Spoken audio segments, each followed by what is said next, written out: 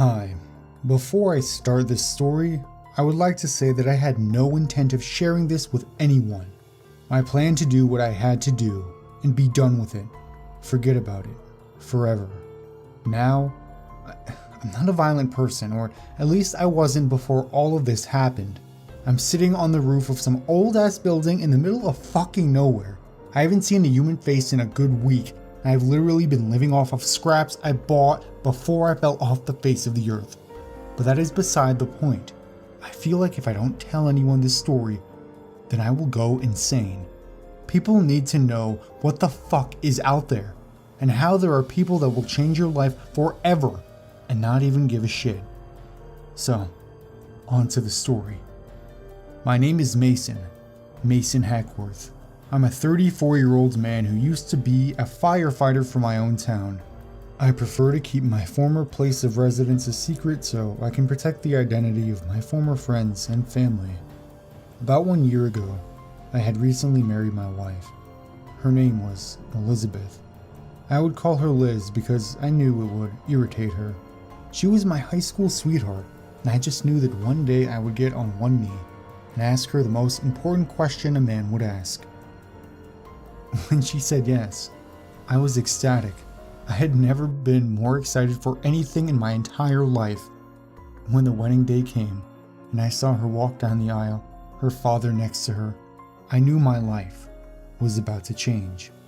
It was about to change forever, and boy, I couldn't wait.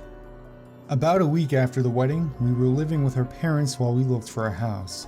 Many came to mind, but one stuck out. It was about 6 miles from where we lived and close enough for both of us to be able to commute to our jobs. She knew my aspirations of becoming a firefighter, so she wanted a house where she could feel at home while I was living at the firehouse. This house was perfect. Next thing I knew, we were moving in. My life was just starting, and even though I had just turned 33 at the time, I felt like a 21-year-old who had just gotten told he could drink. Fast forward 3 weeks and we got the news my wife was pregnant. It was one of the happiest days of my life. I remember jumping up and down with glee as my wife told me the good news. Man, I thought, life could not get any better. Fast forward 3 weeks and I had gotten accepted into the firehouse. Man, 24 months of fire academy and 200 hours of EMT training, and I could finally say I was a firefighter. Man, my life was awesome. I started in 1 week. That 1 week in between me being accepted and me starting was the week that would put me where I am today. That Tuesday, I was sitting in the office room on the computer we had just bought, and Elizabeth, who had just barely started to show signs of pregnancy, walked in to tell me she was going to bed. I told her I loved her and that I would be down within the hour. She walked out of the room and I continued my routinely internet browsing. Stuff like, what to eat and what I need to do to prepare for my first day as a firefighter, good workout routines to stay in shape, what was going on in the political world, just searching for anything that piqued my interest. I was on YouTube and I found this video called Quick and Easy Way to Get to the Dark Net. I thought. I had never heard of the dark net. I clicked on the video and began to watch. Some ad about Geico or whatever, I can't fucking remember, came up, and as soon as the option to skip it came up, I clicked it. The video started. A silly little intro came up of the person who created the video, and then the introduction. Hey, what's going on, guys? Today in this video we're going to be going into the deep web, the guy said with an enthusiastic voice. The deep web is the internet you cannot access using a standard search engine, and it is where a lot of illegal and scary stuff is. This got me listening. Illegal and scary? I wasn't much of the risk taker, but this stuff sounded cool. To know there was a whole world out there hidden from everyone else that only people who knew how to access it could get to really interested me. I looked at the time, 9:34 p.m. I could mess around for about 30 minutes, then meet my wife in bed. Apparently you needed this search engine called Tor. I followed his instructions and downloaded it. Now, before I go any further, I want everyone to know that I do not condone anybody going onto the deep web. Those silly tutorials you find on the internet of how to get to the deep web are pure bullshit. That isn't the deep web. There is an extremely fucked up and dark side to the internet that is very hard to get to, and that very few people know how to get to. I only wish I hadn't stumbled upon it. But anyway, I started up Tor and went to this site called the Hidden Wiki. It was a lot of cool stuff, places where you could buy drugs and weapons, you could read about conspiracies, and it was pretty cool. The inner explorer in me came out, and I started clicking link after link after link, leading me further and further into this black tunnel people called the deep web. I couldn't stop. The deeper I got into this, the more fucked up things got. Hitmen, fake IDs, counterfeit money, security cameras you could pay Bitcoin to get into and watch. It was pretty wild. I just kept clicking and clicking, and looking back on it, I was a fucking dumbass for doing so. Eventually, I came across this little button on the corner of my screen. The screen was black with a few little code lines in green, but that bright small orange button on the top right of my screen got my gaze. I stared at it for a second, not knowing if I should click or not, but me being the naive fuck I was, I did. As soon as I clicked it, it redirected me to a screen with a cartoon brick wall and a title that said, The Blood Circus. What the fuck? I thought. I was about to click out of it because I thought I had gone too far, but before I could, a little chat box popped up in the corner of my screen. Welcome to the circus. I will be your host. Would you like me to give you a tour? I stared at the sentence for a good 5 minutes, thinking it was some automatic bot, just instantly sending messages, but when a new message read, "You there?" popped up, my heart stopped. I slowly started typing, "What is this place?" That was the dumbest move ever. Now he knew I hadn't been here before and most likely knew I was some guy just fucking around on the deep web. He replied, "Haha, scariest place on the fucking internet. The show is starting in 3 minutes. You want in or not?" Sure, I stupidly typed. Seconds later, a message popped up saying, "Very well, however, I must warn you, no one who enters the blood circus ever comes out the same." Thinking this was just some funny little saying, I replied, "That's fine," and I was then quickly redirected to some type of live feed and a chat box to the right of it. People were talking in it like you would see people talking over text. "Ugh, I have to go to work tomorrow and I really don't want to go." Or, "Is it raining for anyone? It's a fucking hurricane where I am." The casual nature of the people's messages kinda relieved me, and I began to relax.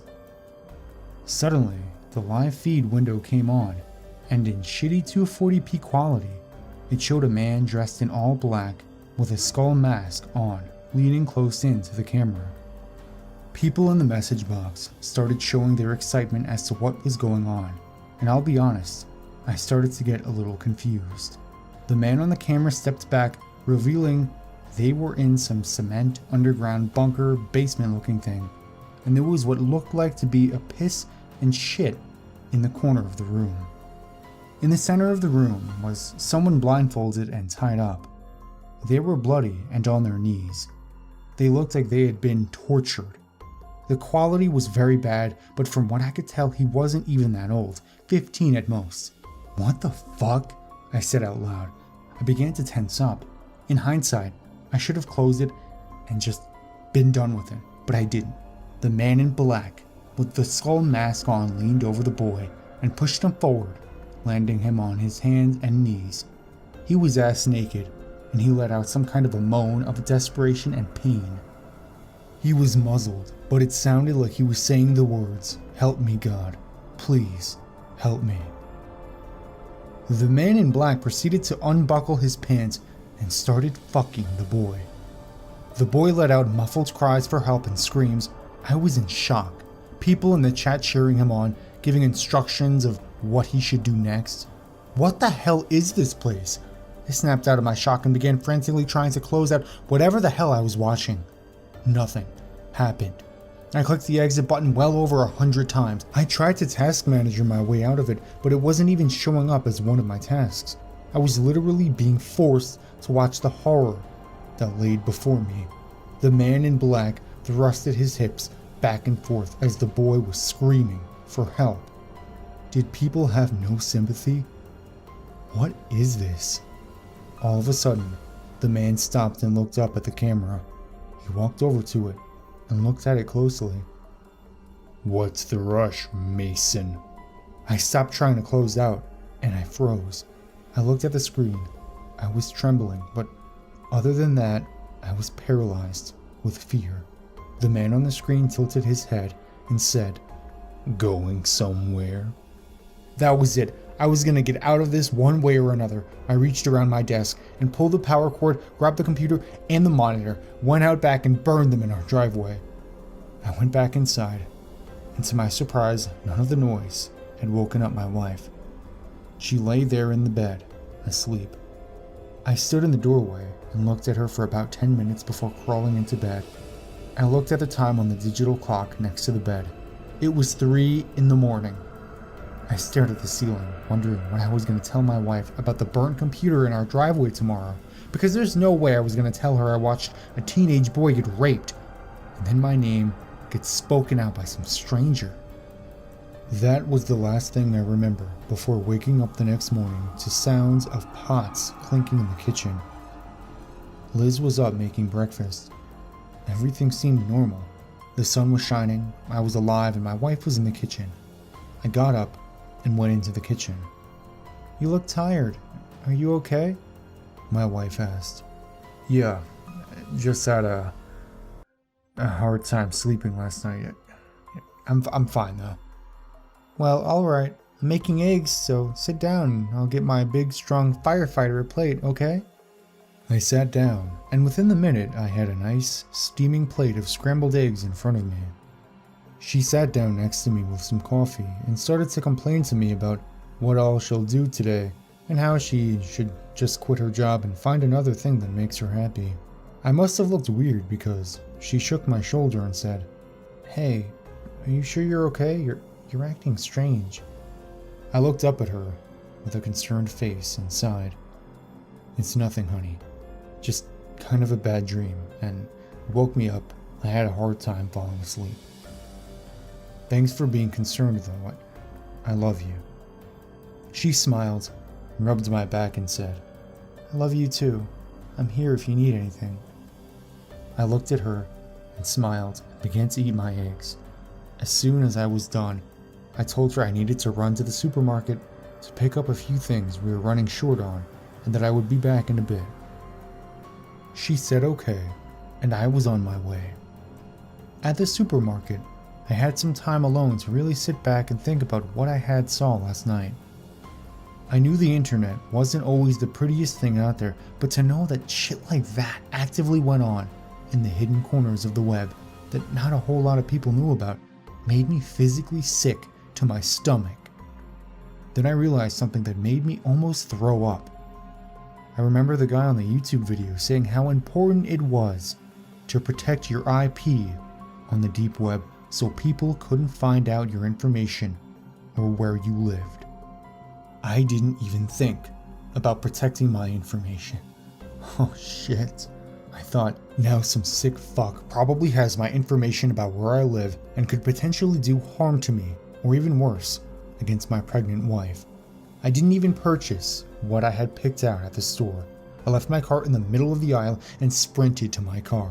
I'm surprised I didn't get pulled over by a cop on my way home because I was going well over 100 miles an hour. When I got home, I saw my door had been opened. This made my heart sink.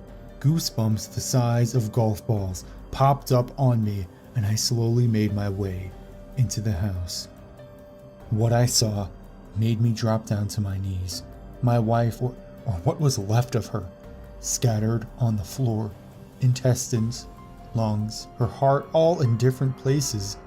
I puked all over the floor. Tears rolled down my face at the sight of the woman I loved, dead, all around me. I saw a note on the floor. I picked it up. On it, it read, "Next time, don't wander into places you aren't welcome."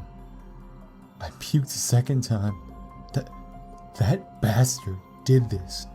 He traced my IP, found out where I lived, and murdered the love of my life. I only wish I was the one at home instead of my lovely, innocent wife. My wife was dead because I was being a dumbass and looking at things I had no business looking at. I called the police as soon as I composed myself and told them that they needed to get here now. They arrived in about 10 minutes and investigated the scene. The officers were obviously disgusted, and their disgust turned into rage once I told them that she was pregnant. I told them everything. How I tried getting on the deep web, accidentally stumbled across a sick video, and how the guy in the video found my IP and did this to her. As angry as they were, they couldn't do anything because I couldn't provide them with a URL. How the hell was I supposed to remember a goddamn URL with all the shit that happened last night? Angry but trying to compose myself, I told them that they should just leave. They sent in a cleanup crew to pick up the mess, and they were on their way. I went back inside to my now empty house and sat on the couch and began to scream. I screamed out of rage and anger. I began breaking things and throwing things. I smashed our TV screen with a lamp, and by the time I was done, it looked like a tornado had went through the damn house. I was no longer sad. I was furious. I was going to find the bastard that did this and give him what he deserved. I grabbed that note he had left and put it in my pocket. I began to pack. I packed clothes, food, water, and my credit card. Everything someone would need for a road trip. I was going to the ends of the earth to find this sick bastard and put an end to him. I put a suitcase in the back of my car and took one last look at the house. I didn't know where I was going, but I knew for damn sure I was never returning here. I got in my car and drove off. My first stop was the local gun shop. After all, to put an end to someone's life, you were gonna need a weapon, right? I walked into the store, and an old friend I knew from high school was in there. "Hey, Tim Tebow!" he shouted. I looked a lot like Tim Tebow, a lot of people would say, so I was gracefully given that name back in high school of freshman year. I instantly told him to shut the fuck up and walked to the guy behind the counter. I didn't want to tell him I was about to go track someone down and murder them, so I asked him what the most reliable and most efficient gun they had was. He went around back, came out with a decent sized handgun. "Sig Sauer, P226. This thing will never fail you." "How much?" I asked. $1,200. I pulled out my wallet and gave him my credit card. He asked me for my name so he could do a quick background check on me, and as soon as he figured out I had no criminal record, he put the gun in the case and handed it to me. I thanked him and walked out, got in my car and sped off. My journey had begun. I didn't care how long it was going to take, but I was going to find that guy. The next thing I needed was a laptop so I could more easily find this person. I went into Best Buy in the next town over and asked for a good laptop. They handed me some HP laptop that I didn't even know the exact name of and said it was going to cost me $1,000, not including tax. I remembered in order to get a connection, I was going to need a hotspot so I could have internet. I asked the man to direct me to where they kept their MiFis, and I went over and grabbed one. I walked up to the counter and purchased both the laptop and the hotspot and quickly got out and drove off again. I drove for about 2 hours before I decided now would be a good spot to pull over and do my first bit of research. I pulled into a Carl's Jr. parking lot and went inside. I wasn't hungry at all, so I just went to the back of the restaurant, sat down, and fired up my hotspot. I opened the new laptop and went through all of the registration bullshit, set up a password and an email. About 10 minutes I was in. This is where I got lost. How was I going to track down a dude whose name I didn't even know? I didn't know what he looked like, or if he was even a guy, to be honest. I sat there for about 20 minutes, not knowing what to do. I began growing angry. I slammed down on the table. Fuck! As loud as I could. Everyone in the restaurant turned to look at me, and I sat there awkwardly. I looked at the time. 12:03 a.m. I needed a hotel room. I picked up my things and drove to this Motel 6 that wasn't too far away. I didn't even know the name of the town I was in, but frankly, I didn't care. I asked the lady at the desk for a room for one night, and she said it would be $250. Once again, I whipped out my credit card, paid, and then walked up to the room and laid on the bed. Before I opened up my laptop, I sat on the bed, staring at the ceiling fan going around and around. Let me tell you, it's crazy how much your life can change in less than 24 hours. As I lied down on the bed and opened up the laptop, I remember what the police officer said to me at the crime scene. "Since you can't provide a URL, there's nothing we can do." I quickly tried to remember what the name of the site was. What was that name? I said out loud. Then all of a sudden, it came to me. The Blood Circus. I quickly did a Google search on the Blood Circus. Nothing that I cared for was showing up. There was a band named The Blood Circus. Apparently there was a short film called The Blood Circus, but nothing about a live feed of some sick bastard raping kids and then tracking you down. Desperate for answers, I then Googled The Blood Circus Deep Web. This is where it got interesting. The third link down said, "I lost my family because of this." I sat up straight and clicked on it. It was an article of a man who had been messing around on the deep web, much like I had, and had stumbled across a website with brick walls as the background, and a chat message that read, "Welcome to the Blood Circus." He said he had been warned that no one comes out of the Blood Circus the same. He then described how he tried to exit the site and that the man on the camera began reading out his personal information. After destroying his computer while he was at work, someone had come by his home and murdered his kids. This was exactly what I was looking for. I found massive relief knowing there was someone else out there that knew my pain. I had to get into contact with this guy. The only problem was, this thread was back in 2008. For all I know, this man could be dead right now, killed off by the same guy at a later date. I didn't care. I had to try. An email, a number, an address, anything. I had to talk to this man. It was around that time. I couldn't keep myself awake any longer. I fell asleep with my laptop in my lap. The next morning, I awoke to the sounds of birds chirping outside and housekeeping knocking on my door. I told them I didn't need cleaning right now, and as I could hear them walking away, I quickly opened my laptop. I had forgotten to turn it off last night, and of course it died. "Shit," I said. I pulled out the charger that came with it, plugged it in, and patiently waited for the damn thing to start up. As I waited, I felt something in my pocket. I reached in, and I could feel something like paper. I slowly pulled it out of my pocket. I opened it and read the words, "Next time, don't wander into places you aren't welcome." That was the note that the murderer had left. I sat there staring at it for at least 10 minutes. A tear rolled down my cheek as memories of my wife began to flood back. All of the emotion I was holding in within these 24 hours began to come pouring out of me like a waterfall. I started bawling. Couldn't control myself.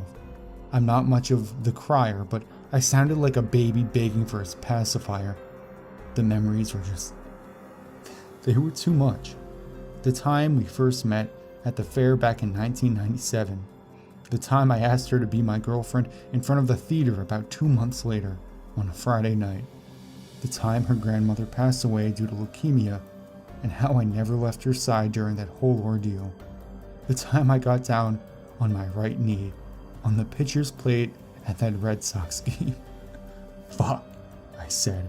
Why did this happen to me? But I knew exactly why this happened to me. It happened because I couldn't keep my fucking curiosity to myself and stumbled into something I never should have. This was my fault.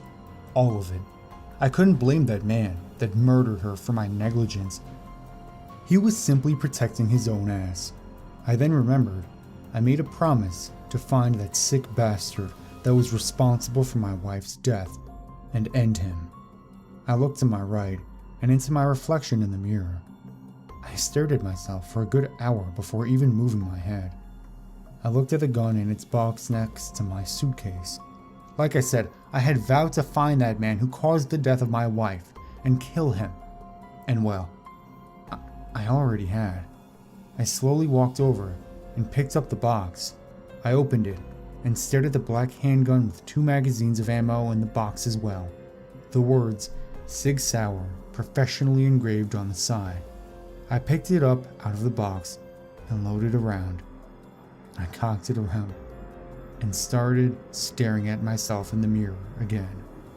As I stared deep into my own soul through the mirror, I slowly raised the gun and placed it on my right temple. Tears rolled down my cheeks.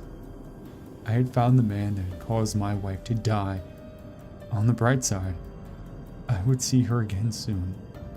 I stood there for at least another hour, a loaded gun to my damn head, and me being too much of a pussy to pull the trigger. I then looked down and noticed something. My wallet was open, and in it was a picture. It had 2 people in it, but I couldn't tell who they were. I stared at this picture for a minute before realizing it was me and my wife. It was us at high school prom back in 2000. We were 16 and our whole lives ahead of us. I snapped the hell out of it. I put the gun down and refocused my sights. This was not my fault. I had no intention of my wife dying. Yes, I should not have gone to the deep web, but my wife's death? That was this man's fault. He deserved to die, not me. I closed my wallet, put the gun back in its case, fired up my laptop. I remembered that I needed to get back to the page with the man that had the similar experience. I went to the forum and checked his profile page. He had an email. I'm not going to mention it for privacy reasons, but I did email him. I sent him an email saying how the exact same thing that happened to him happened to me. It was a long shot. For all I knew, he could have switched emails a long time ago and will never see this message, but damn it, it was all I had. I waited for him to respond. Nothing. 2 hours went by. Nothing. Soon, 3 hours. Still nothing. I was growing impatient. The time was getting close to where I needed to check out, and I was desperate for answers. About 4.5 hours into waiting, I decided to give up. He was either dead or switched emails. As soon as I was about to close the laptop, I got an alert. It was him. I quickly opened it to see the message saying, "Call me," and his phone number was listed below. Without hesitation, I pulled my phone out of my pocket and dialed the number.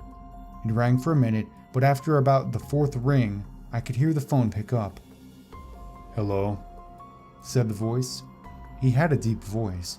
He sounded to be about maybe in his mid-50s. I could almost guarantee by the sound of his voice he had a beard and was most likely wearing a cowboy hat. "Hello? Are you there?" I said. "I came across your forum and saw that you had lost your family to the same person that killed my wife, and for the same reasons." There was a pause. I heard him take a deep breath and eventually say, "A good lesson learned for going on the deep web." What?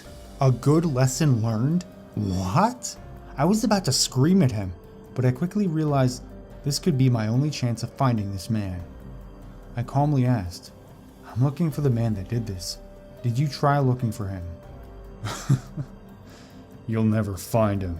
I spent 10 years looking for him and came so close, but he was too smart for me." "So close? What do you mean?" He actually came close to finding this bastard? What do you mean, you came close? You know where he is? Not really. Well, not the exact location, but I can give you a general area. Finally, some kind of break. Not that it will help. He outsmarted me, and I am almost certain he will outsmart you. I don't care. I need to find this man. I need to find him and give him what he deserves. I will find him. I can promise you. He didn't say anything for a second, but eventually mustered the words, Lake County, Oregon. I tracked him down to Lake County, Oregon, but when I got there, I never figured out exactly where he was. Thank you, I said. I'll make sure to keep in touch with you. I hung up and immediately started packing. Where I was now, I assumed I was about 4 hours away from Oregon, not counting traffic and pit stops. Including that, I was probably about 5. I didn't want to waste money on a plane ticket, so I packed my shit and got in the car. As I got in the car, I looked at the time, 12:30 p.m. If I timed it right, I could arrive in Lake County around 4. This was it. I was going to find this man and rid him of this planet. On the way, I had some time to think though. What if I get the wrong guy? What if the guy that killed my wife was not the same guy on the camera? What if there's more than one person involved in this? Well, I'd find out sooner or later, I guess. I had to make a few pit stops along the way, but in general, I kept a steady pace going the whole time. Every now and then, I would have hallucinations of my wife standing on the side of the road as I drove past her. I tried to block these out because I knew they weren't real. They couldn't be real. But they just kept showing up. Her cold, frail body, staring at me as I drove past. Hell, I nearly drifted into the other lane in front of an 18-wheeler, looking at her about 20 miles outside the Oregon state line. When I arrived in Oregon from the eastern border, I made a stop at the Welcome Center. I walked in and kindly asked the lady at the desk how far Lake County was from here. She didn't know, so she typed away at her desk for a bit, and before she told me, she asked, "Why are you going there? You got family?" I hesitated to reply. I looked away and casually replied, "Yeah, I guess you could say that." She then handed me a little brochure and said, "Lake County is about 100 miles from here. Have a nice trip." I turned away, and at the same time I said thanks. Let me tell you, Oregon isn't as pretty as everyone says it is. Yeah, maybe up near Portland with Mount Hood and all of the pine trees, but a lot of it looks like the surface of the moon. Flat desert land with the occasional plateau, and sometimes the occasional tree without leaves. When you enter Lake County, nothing really changes. Cowboys are apparently a big image in Lake County. You could call it the capital of the county. Lakeview had at least 4 big statues of a cowboy holding a little revolver pistol, wearing a yellow button shirt and a bandana. I had decided this is where I would make my first move, and since there was not too many towns in this little shitty county, let alone people, I had a feeling finding suspicious activity would be relatively easy. Lakeview was not the most welcoming town either. The whole place kind of, it had a dead sense to it. Everywhere you went, if you saw anyone, they wouldn't even speak to you. They would just look at you and move on. I went to a local little hotel they had and told the lady at the desk that I did not have a specific time that I was going to check out, so I would just pay day to day until the time came. That seemed to be okay with her because she nodded and gave me the key. The hotel had no elevators, just stairs, so I was not too thrilled when I had to walk up 4 flights of stairs just to get to my room. When I got to my room, the door had already been kind of open, and boy did that give me flashbacks. I took a deep breath, slowly walked in, and placed my bags on the ground. The room was small, but I guess it worked. It had cinder block walls, 2 beds, a window, and a bathroom.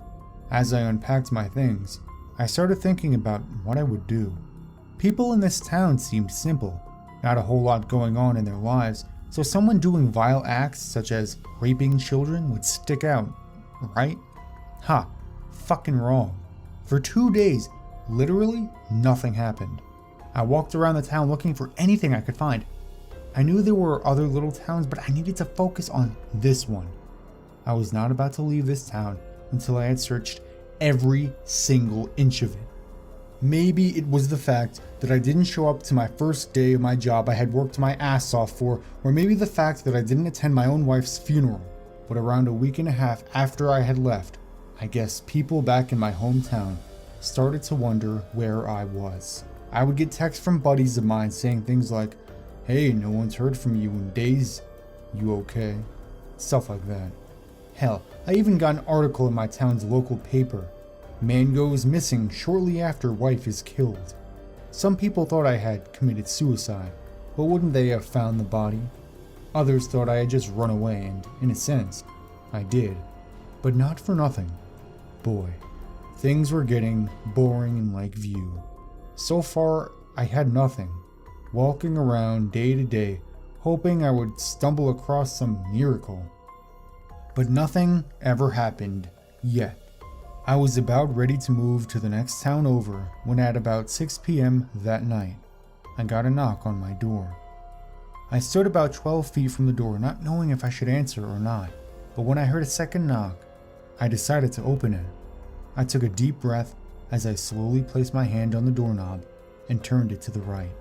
I didn't even get the door all the way open when it flung open from the other side, and I was tackled by a large man in a black ski mask. I struggled against his force, but he was much larger than me. He held me down on the floor, and when I realized all my struggling wasn't getting me anywhere, I relaxed. I asked him what the hell he wanted, and he didn't even respond. I screamed at him, "What the fuck do you want?" All of a sudden, I heard footsteps coming towards me. I couldn't move as I was being held down, but as I turned my head to my left, I could see feet walking towards me. They were black shoes, and he was wearing some sort of black outfit, a vest, a coat. Hell, I don't even frankly remember, really, because it wasn't what I was focused on. What I was focused on was his face. I slowly looked up at him, and when I got to his face, what I saw sent a chill down my spine and shocked me with fear. A fucking skull mask. It was the sick bastard that had killed my wife, or at least who gave the orders. As soon as I saw this, I started struggling more. I can remember foaming at my mouth as fear suddenly turned to rage. However, the man holding me down was too strong.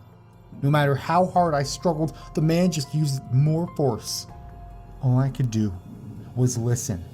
The man in the skull mask squatted down and started to talk to me. "So you decided to come and find me. I'll give you props. Didn't know you had the smarts to track someone down. I won't ask you how you did it, but good job." He then proceeded to scan me, analyzing me, it looked like. "You're bigger than I thought you would be. Nice strong build, good frame. How come you haven't tackled my assistant here yet and killed me?" I stared at him with rage. I couldn't see his mouth, but I could sense him smiling. He tilted his head to the right and started talking about how stupid I was going on the deep web without protecting my IP address. "You know, your wife could still be alive. You and her could be living a great life right now, with both of your futures ahead of you, but since someone decided to be a naughty boy, go into places he is not welcome, his wife is dead, and his whole life has changed. You know I warned you before you even got onto my site. I specifically told you, no one who enters the blood circus leaves the same. You do see how all of this is your fault, right?" When he said that, I don't know what kicked it into me, but I went insane. I all of a sudden kicked the dude who was much bigger than me off, and I instantly got up and started punching him in the face. I beat him until I knew he could not chase after me, but when I turned around to confront the skull-faced man, he was gone. No, I was not about to let him get away from me. I grabbed my P226 and sprinted out the door. I went outside just in time to see him getting into his car. I hightailed it over the railways and into the parking lot and got into mine, and I chased after him. We both sped down the little road leading out of the town, and I was about to follow this fucker all the way into the damn Pacific if I had to. After about an hour of chasing, we were out in the middle of bumfuck nowhere, so in order to try and slow him down, I thought this would be a good spot to pull out my gun and start firing. I rolled down the window in the driver's seat and fired at the car. I'm not the best shooter, but I knew damn well my bullets were hitting, and he sure was not liking them. He was swerving, and every time a bullet hit his car, he seemed to swerve more. I was aiming at his tire, but I couldn't hit them. As soon as I ran out of bullets, I had another magazine right next to me waiting to get loaded, and let me tell you, driving, shooting, and reloading all at once is not an easy thing to do. I almost swerved into a ditch a few times, but you would be surprised what you're capable of when adrenaline kicks in. I'm not talking about right before a race or when you're about to step into a stage and perform in front of people. I mean true adrenaline. When it's a matter of life or death, it kicks in. You become almost superhuman. You can do things that the average human could never do, and when it wears off, you look back and ponder how the hell you did it. I'd been on a high-speed chase for about 2 hours, and eventually, I hit one of his tires. Yes! I screamed out as loud as I watched his car swerve off the road. I slowed down, ready to get out of the car and run over to him. But the thing is, he didn't stop. He kept swerving off with a shot-out tire into the Oregon desert. Oh, I quickly sped up and started chasing after him. He couldn't go very fast with his shot-out tire, so catching up to him was pretty easy. I drove next to him, and I could see the little prick wearing his skull mask. This was it. If I could get a shot on him, I could hit him in the head and finally have closure, and all this would be over.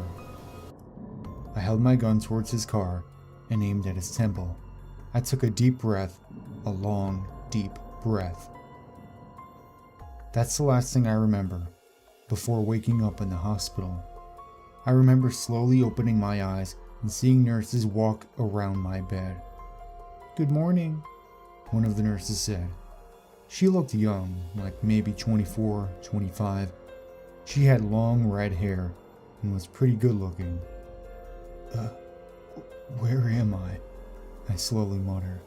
"Intensive unit care. Thank God that couple saw that smoke trail while driving, or you surely would have died." What? What the hell is she talking about?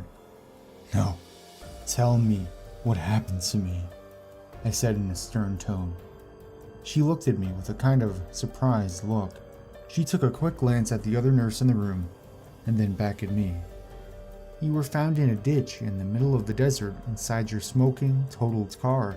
I don't know what you were chasing out there, but a couple driving the next morning saw the smoke trail and found you out cold sitting in the driver's seat with a gun and lots of ammunition. We helicoptered you in yesterday and you've been out for the last 24 hours.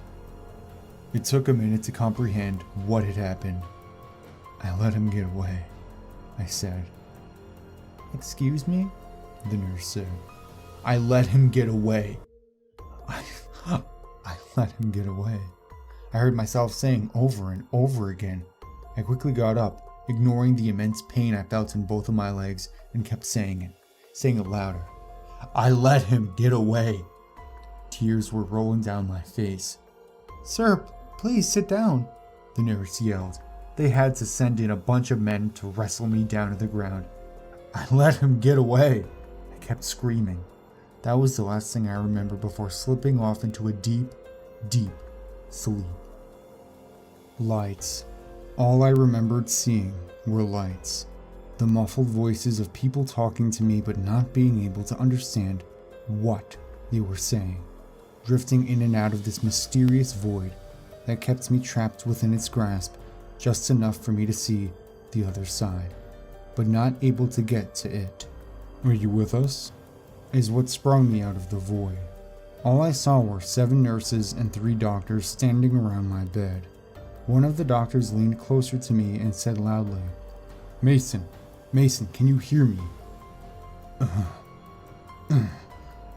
I said. As soon as I said that, all of the doctors and nurses started jumping up and down with glee. "Welcome back, buddy," the other doctor said. "Nurses, go alert every staff member. He's awake." All 7 of the nurses sprinted out of the room, and within minutes, I had almost every person who worked at that hospital surrounding me. "How are you feeling? Finally. It's been so long. Back up, give him room." Questions and phrases like these floated around the room until one of the doctors said, "Everybody, hush, and let him wake up a little bit." The room fell quiet, and the doctor looked at me again and said, "How are you feeling, Mason?" I looked around the room at all the faces staring at me, and then back at the doctor. "Fine. Where am I?" I said. "Lake District Hospital," the doctor said. "You've become our little mascot." "Mascot? What did he mean? What?" I asked. "Yes, we've never had a patient be in a coma here for as long as you have." "What? What coma?" Easy. You haven't moved in 10 months. You could strain or pull something." This made my heart drop. 10 months? I screamed. I'd been in a coma for 10 months? My birthday had passed and I had no idea. I was 34 now. I still had no idea what the hell was happening to me. The doctor sent nurses in to give me food, and when they brought it in, I noticed something. It was a security camera. It didn't look like the hospital had set it up there, though. It looked like it had been artificially placed and hidden out of sight. I didn't tell the doctors because I knew they would take it away, and I wanted to see what was on it. By this time, all the workers had left the room and resumed their jobs, and I was left with only 2 doctors in the room. "Eat up, Mason. I bet it feels good to finally be eating without a machine for once, right?" I didn't respond. I just kept looking around the room. I had no recollection of why I had fallen into a coma, or what caused me to end up in this hospital. The doctors looked up at me, and one of them said, "We'll be right back in an hour to check up on you. Let us know if you need anything." And they left. I was alone. Now was my time to grab that security camera. I pushed my tray of shitty hospital food to the side and slowly got up. As soon as I got up, I fell right back down. Not moving for 10 months takes a toll on someone's body. And if anyone reading this has ever had the misfortune of being in a coma, you know what I mean when I say your body aches like shit for days after waking up. I sat there on the edge of the hospital bed, waiting until I felt like my body was physically ready to get up and walk. I slowly stood up, and even though it hurt, I managed to get on my 2 feet. I grabbed a hold of the walls, slowly shuffling to where the camera was. It was sitting on this little wooden table in the corner of the room. It was being covered partially by this flower pot, and you could only see half of it. I picked it up. It was this decent-sized camera that looked like it had been made in the 90s. I picked it up, turned it around, and turned it on. A little loading screen came up, and then of course, all of the menus and options you could use it for. I saw this little digital picture of a folder, and under it, it said, "Recorded footage." Sticking out of the top of the folder were still frames of videos that had apparently been recorded with this device. When I selected the folder, I looked and it was only one video. One video that was 10 months long. This fucking camera had been sitting there recording for 10 months non-stop. How was that even possible? Surely it would need a battery charge or something. I clicked on the video and began to watch. Of course, I was not going to sit there for another 10 months and watch the whole thing, so I began to skip through the video. It was recording me.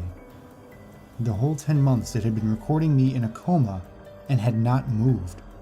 Who the hell would have done this? I wondered. I remember thinking, hoping, that it was the doctors just documenting me in my coma, but that's when I noticed something very weird. Every day, one person would come in. It was the same man every day, and he would just sit there and look at me for about an hour, and then leave. I fast forwarded through the video, and that dude did not miss a day. Every day at the same time, 1 p.m., he would show up in my room and just look at me. I couldn't see his face because he had a hood on, and it looked like he was purposely hiding his face from the camera, as if he knew where it was. I skipped through the entire video until about 1 week ago, and here is where it got weird. On the day before I woke up from my coma, he walked straight towards the camera and squatted down to where he was eye level with it. He was wearing a skull mask. He then proceeded to say something that was hard to hear due to the bad audio of the camera. I couldn't tell what he was saying, so I had to rewind it. I rewinded it at least 100 times before I finally realized what he was saying. No one who enters the blood circus comes out the same. As soon as he said that, it all came flooding back to me. The deep web, my wife, the man with the skull mask, me driving all the way to Oregon and chasing after him in my car, me about to fire the gun and then waking up in the hospital.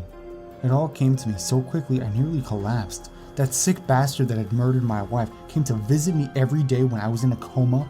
I nearly threw up. Why the hell was he tormenting me? I didn't know what to do. I had no idea why, but I just started looking around the room for things. I had no idea what kind of things I was looking for or what I would do if I found whatever I was looking for.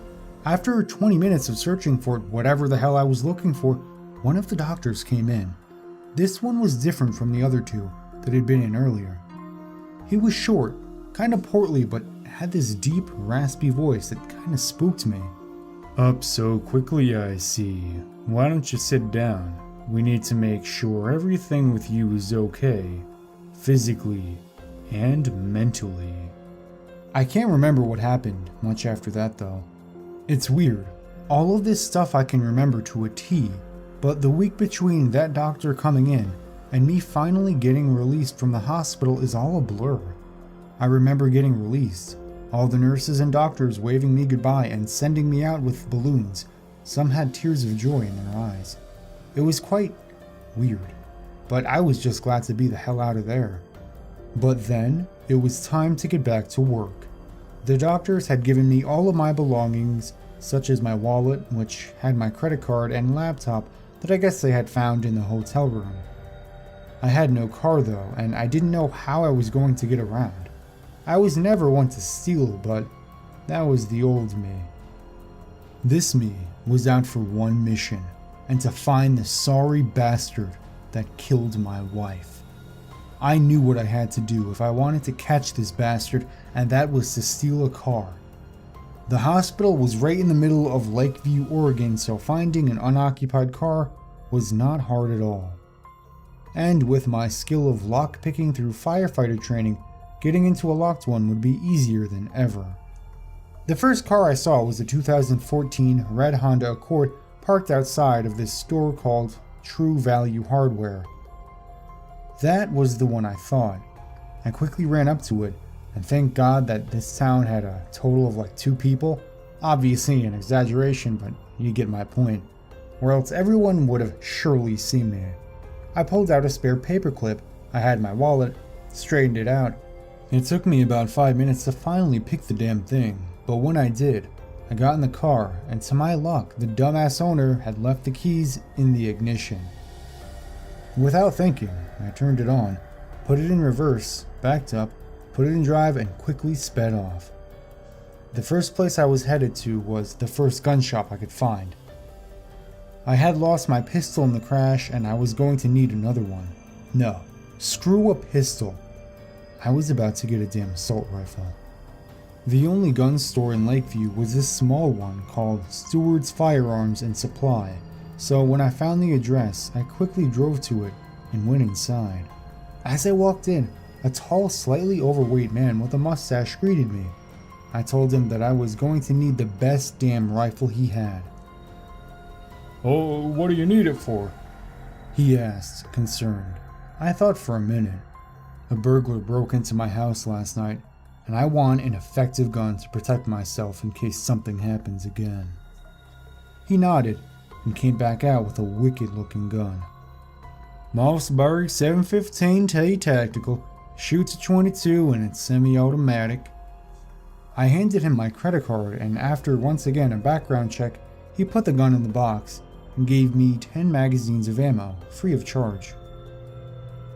When I asked him why, he said, My daughter was killed by thieves. Give 'em hell. I nodded and walked out the door. Although I had totally lied to him, I could really relate to him. My daughter that had yet to be born and my loving wife had been killed by internet sickos. And yes, he had my word that I was going to give them absolute hell. I drove back to the hospital with the gun in the back seat, nervous the whole time that a police officer would recognize the stolen car. They didn't though, and when I got to the hospital, I checked the time. 12:55 p.m. The man probably would not come by, considering he had to have known I was awake. I mean, I had been there a week awake before they let me go. I was just hoping to God that he had came this week without my knowledge to spy on me while I was awake. The clock struck 1, and nothing happened. I waited for 10 minutes. Shit, I said out loud. He got the hell out of Dodge the second he knew I was awake, and the camera he had placed was missing. Just as I was about to drive off, I saw a familiar vehicle pull up. I watched intently as a man in a black hood got out and slowly walked into the hospital. This was him. This had to be him. He came out a good 15 minutes later, got back in his car, and drove off. I waited for him to get a good distance away from me, and then I followed him. I followed him for a good 2 hours before he slowly pulled off into this dirt road. To not make him suspicious, I figured this is where I would wait until nightfall to strike. I sat in my car holding my new gun and loading it with its first magazine. I went over what I was going to do until nightfall. I knew they would probably hear a car driving down a gravel road, so I figured I would walk, not caring how long the road was. I needed something to carry all my magazines in, so I started looking around the back of the car. To my luck, there was a backpack, so I put the magazines in there, and decided since it was about a good 3 hours until nightfall, I might as well get some rest. I set a timer to wake me up at 7 p.m., and I fell asleep. The next thing I remember was being awoken by the timer and it being pitch black out. This was it. This was where I finally got that sick bastard, and this time, I would finish the job. I got out and locked the car. With my backpack on and Mossberg in hand, I started my walk down the road. The road was at least a mile long, so I walked in the dark for about 15 minutes. The sounds of night were extremely peaceful. The sounds of crickets chirping, owls hooting. It was quite a peaceful walk. It was the calmest I'd felt in months. When I arrived at the end of the road, I was greeted by this large barn. You could barely see it, and the only reason I could see it was a little light coming from the inside of it. This is where their operation was based. My feeling of calmness and peace quickly turned into anger and focus. I could see one man guarding the outside of the barn, but I couldn't shoot him. I had no suppressor on the gun, and the second everyone in the barn heard a large gunshot, they would know something was happening. I quietly walked around the barn until I was hidden by a bush outside of the man's sight. To get his attention and get him away from the barn, I whistled. I saw him look over in my direction and slowly started walking toward me. He looked out into the night and said, "Who's there?" I whistled again. "Over here," I whispered, just loud enough for him to barely hear. He had a pistol on him. I couldn't tell what kind, but I knew if he saw me, I was done for.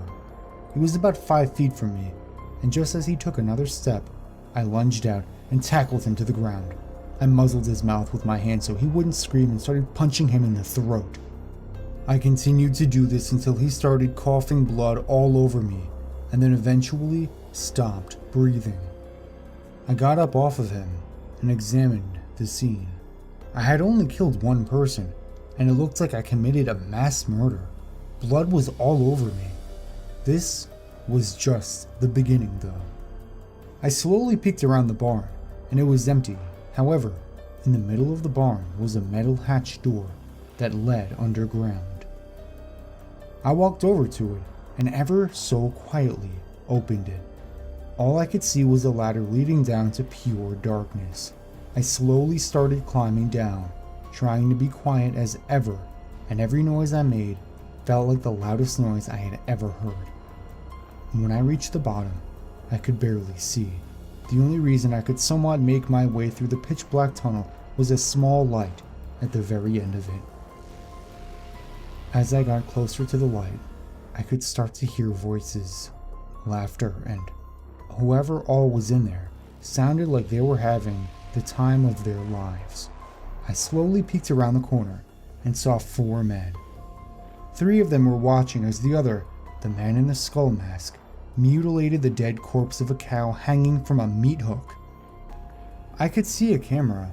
That was what they used to stream to their deep website, The Blood Circus. Around the corner, I could then see a 5th man, sitting at a laptop. This must have been the man that greeted me when I first entered the site. He was in charge of monitoring all traffic flow through the site. I didn't care who they were though. All of them were going to die.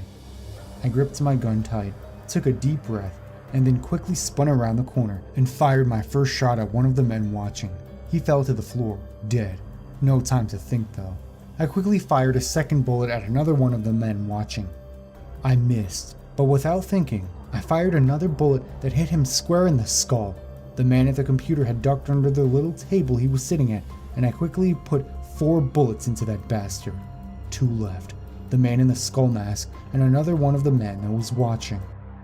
The last guy that was watching who was left was likely the one that held me down when they broke into my hotel room because he was huge.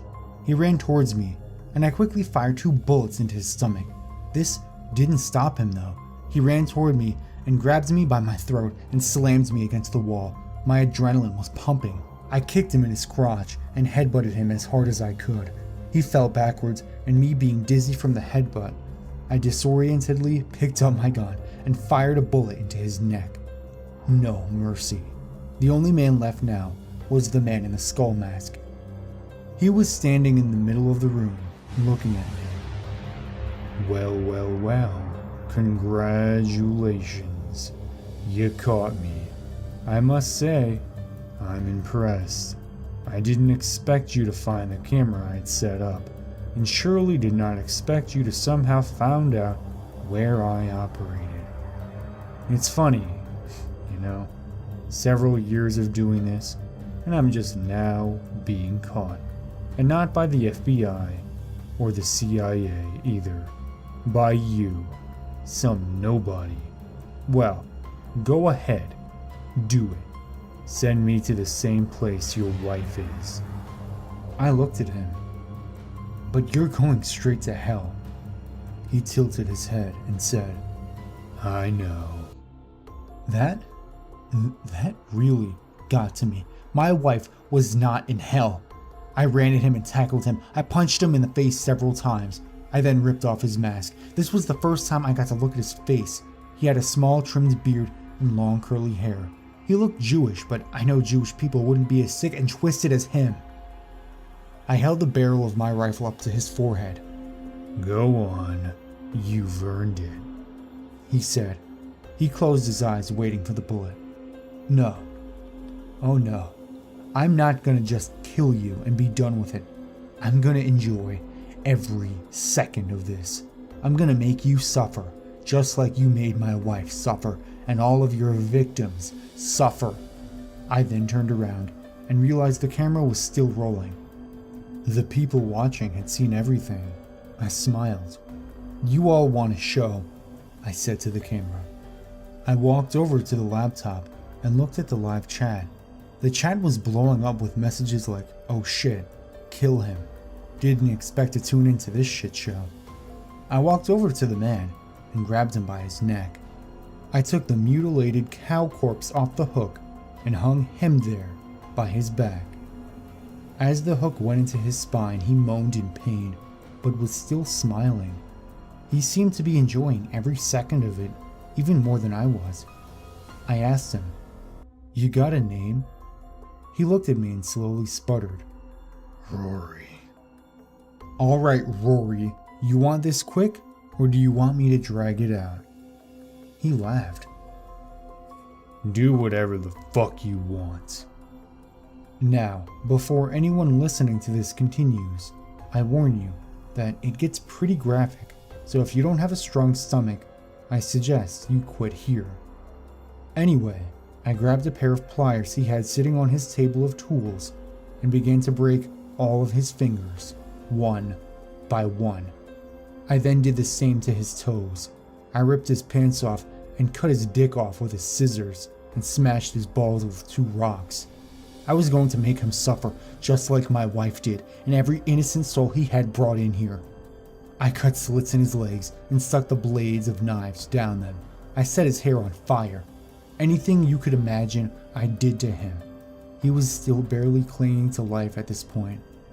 Well, Rory, I think you've suffered enough. He smiled faintly and whispered to me, "Don't you see, Mason? I was right all along." "Right about what?" "You were a perfect man. Good wife. Good job. Caring person. And here you are now, having just killed multiple people and about to kill me. No one who enters the Blood Circus comes out the same. The Blood Circus is more than just a website. It's a cloud of emotion that overtakes someone, just like it overtook you." I didn't want to hear any of this bullshit. "Shut up," I told him. He took a deep breath and said, "Do it." I grabbed my gun and aimed the barrel right between his eyes. I could see him close his eyes. I took a deep breath and pulled the trigger.